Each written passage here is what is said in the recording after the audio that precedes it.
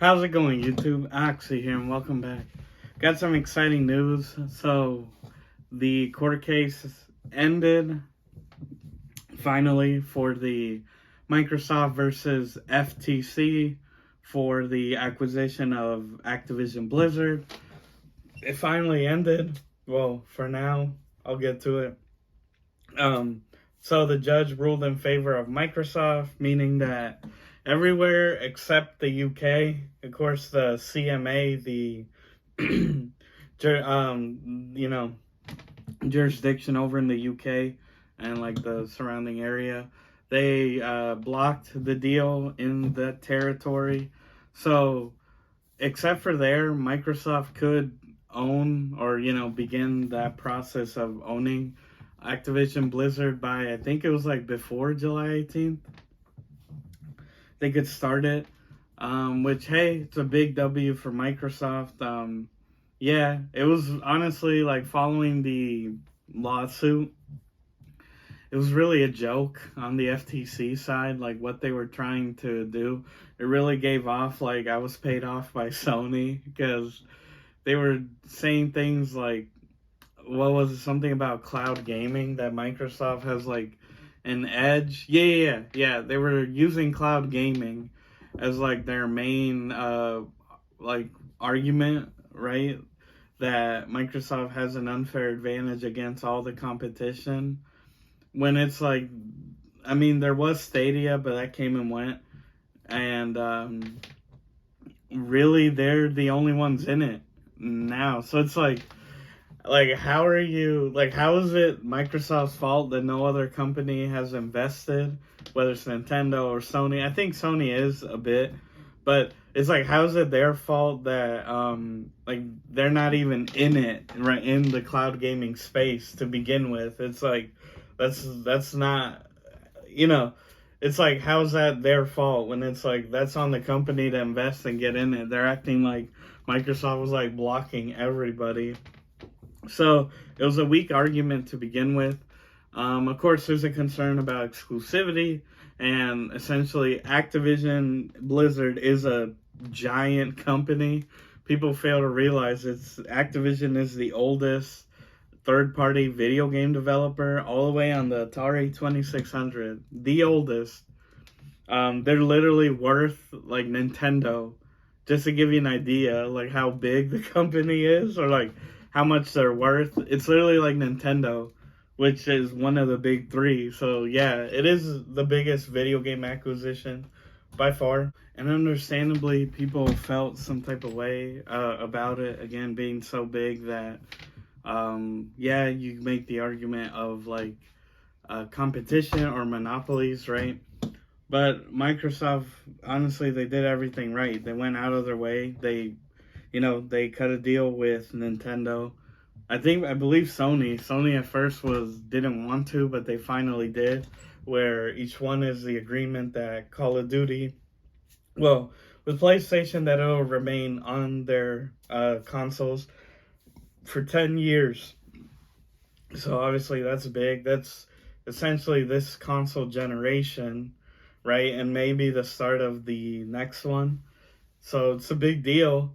And then for Nintendo, of course, it's also 10 years, but just bringing it to Nintendo platforms to begin with, which again is also pretty big because it's been one generation, but the Wii U was the last time a Call of Duty was on a Nintendo console. Of course, the Switch has been a huge runaway success for them. Hasn't been on there. I do believe the next, Switch 2, the next Nintendo console is expected next year. So we'll see when that gets revealed. Hopefully it'll be closer on par to these, the PS5, the Xbox Series. That way the transition they don't have to downgrade the games to get them on there. So that's exciting. Yeah, I don't know, like, for me, the big thing is just that, like, it's nice to see maybe franchises that Activision wasn't doing anything with get some use. Again, Xbox has about 30-ish studios now with their own homegrown talent, and of course the Bethesda acquisition previously, and then now they're adding I don't know how many more. So it's like it'd be nice to see games be like we could see Guitar Hero come back, things like that. I guess another big one, because on the Blizzard side, would be finally bringing World of Warcraft to consoles.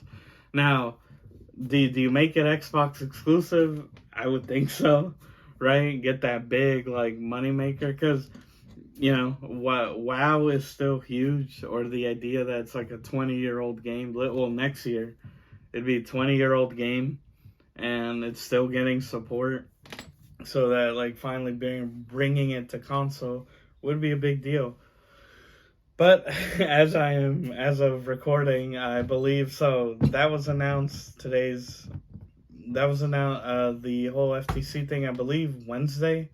This past it was like the past couple days, but literally like the day after, the FTC has filed an appeal. Now that doesn't mean necessarily that we're going back into it. The appeal can be denied, because it was very clearly like Microsoft won that case, honestly. So we have to wait and see what the courts decide. There's an appeal set in motion, so technically it's not over. They can, fight it if the court just says like no, like why it's going to be the same outcome, then it is over.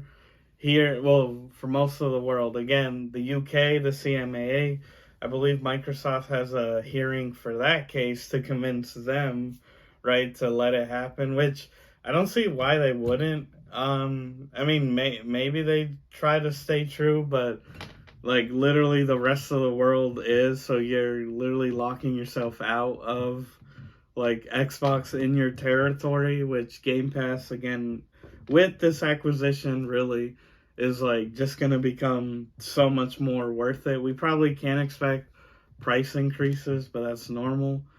But yeah, just the raw value in there is like insane. So it really is like, if you're not in the Xbox ecosystem, right, whether it's PC, console, or cloud, it's like, what are you doing? Like, you're overpaying for games at that point.